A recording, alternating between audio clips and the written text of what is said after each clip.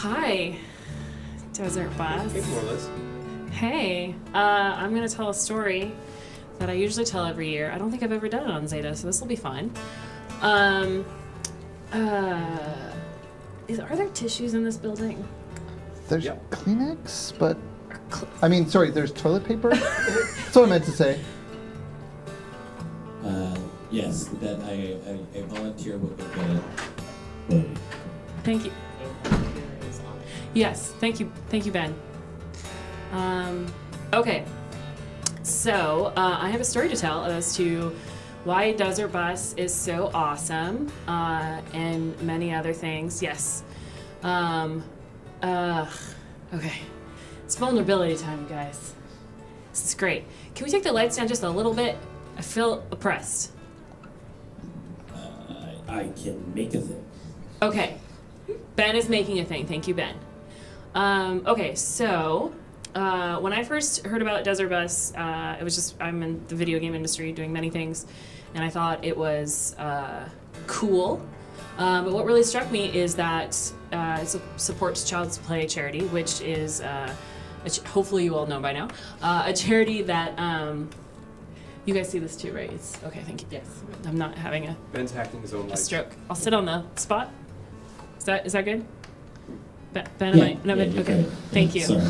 That's okay. I'm hacking my own stuff as we go. Good. Hack away. Hack lights. I'm good. It's fine. I'm good. It's gonna be good. Are those tissues on their way? They are. Okay, so Child's Play Charity donates games and consoles and other things to help children in a traumatic time in their life. Originally starting with children's hospitals and then branching out into other places like domestic violence shelters. So my story involves me when I was 11 years old. I was diagnosed with Hodgkin's lymphoma cancer. Ben, if you have a picture of me standing without hair, that would be awesome. There's me and my dad. Oh God, he's so young there. Thank you. Oh, my own role. It's the only unbloomed role. So when I was 11, someone noticed that I had like a lump on my neck that turned out to be a tumor, which turned out to be cancer. And I remember my family was so scared to say cancer because it had all of these connotations. And we went to it just tells you how powerful that word is, because they had told me that I had a tumor. I went to Children's Hospital in Seattle, which is also supported through Child's Play. And I heard all of the things that were going to happen to me, the chemo, the radiation treatment, all the side effects, my hair's going to fall out.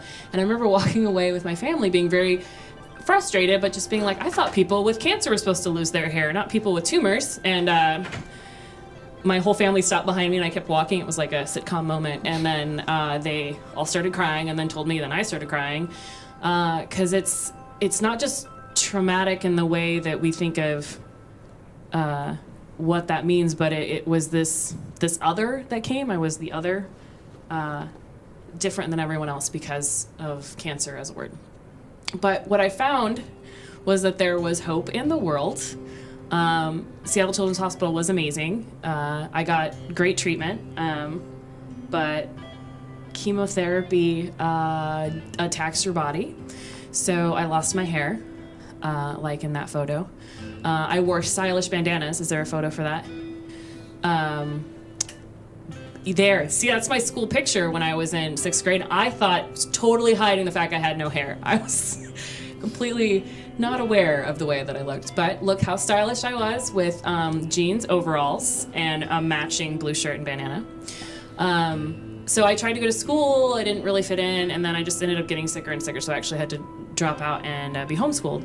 And I spent a lot of time in the hospital. Every time I got sick, I had to basically be in isolation at the hospital because I had no white blood cells, I had no immunity system, because the treatment that was saving my life, attacking the cancer, was also attacking my body, my white blood cells. The parts of my body that were trying to keep me alive were also parts of my body that had to be suppressed. So I spent a lot of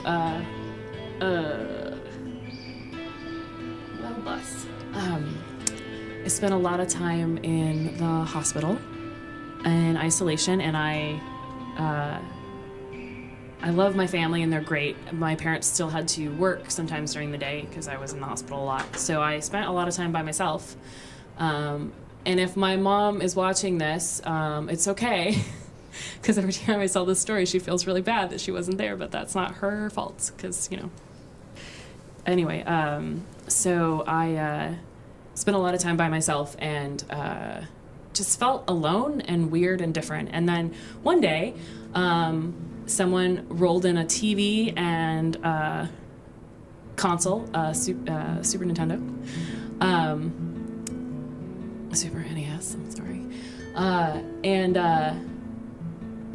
Oh God, this is really, I'm like trying to keep it together, but the point is to cry. It's much better television if I cry. What am I doing? Just like, oh God,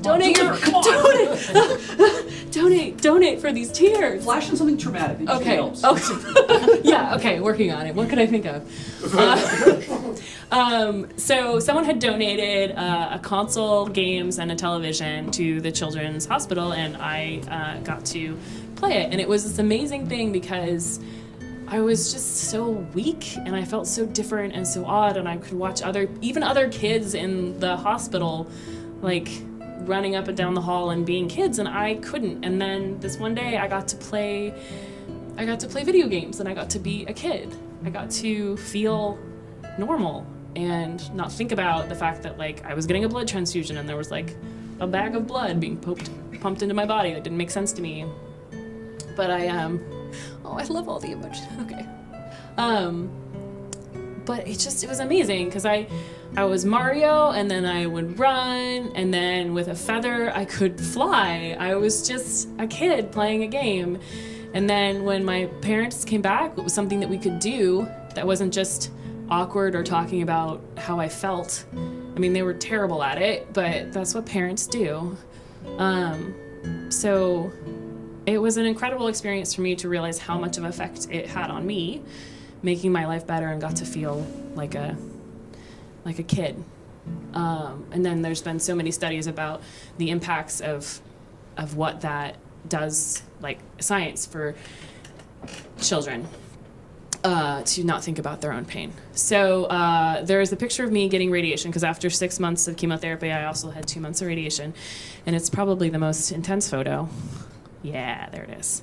So radiation treatment, you shouldn't move when they pump radiation through your body. It was going through my neck, so they made this mask that strapped my face to a table and pumped my body full of radiation.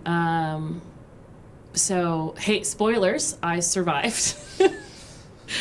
I'm here today, and I am so thankful for all the support I got from my family and for the nurses and doctors in the hospital. And then I'm still participating in studies post cancer, and that was a very long time ago. I'm not going to tell you how long ago because I'm 25.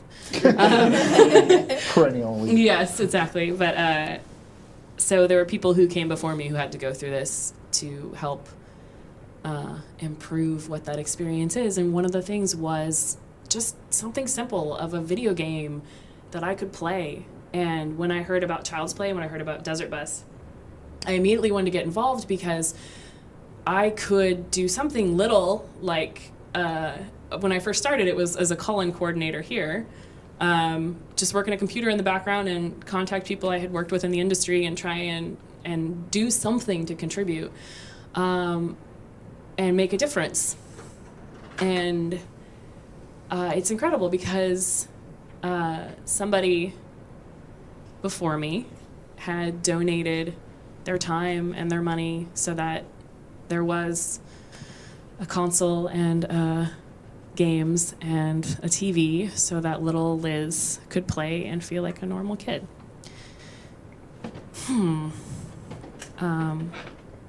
So now I'm better, and I try to tell my story so that other people can have a face to match with that experience, because we do so much here and we jump around and we're amazing, and we sing dumb songs and some awesome songs, And then there's beige. And Whatever all that means. Neither awesome nor dumb. yes. But somewhere in the beach. Very Zeta. Much wow. But it's not just like some hypothetical kid out there. There's a real people who are affected by this. There are real people whose lives are being improved. Oh, the music just got really positive. Yeah, you're making a difference. And so hopefully by me telling my story, you can see that it does make a difference, and that there are real people behind this. We say, for the children, but there are actually real lives that can just get a little bit of a game and a little bit of an experience where they get to be a kid again. And so I am very thankful to be here. And another thing for me, which I guess I'm recently realizing, is that I had never really told my story before publicly. It just wasn't a piece of it. And I also realized when I would tell it, people would look at me differently. And then I started working on Desert Bus, and I realized it was my time to tell the story. And I think it's really helped me deal with it in a way that I hadn't before, because it's a part of who I am. Anyway, so little Liz asked you to donate. Now can I have a goddamn hug? Yes, absolutely.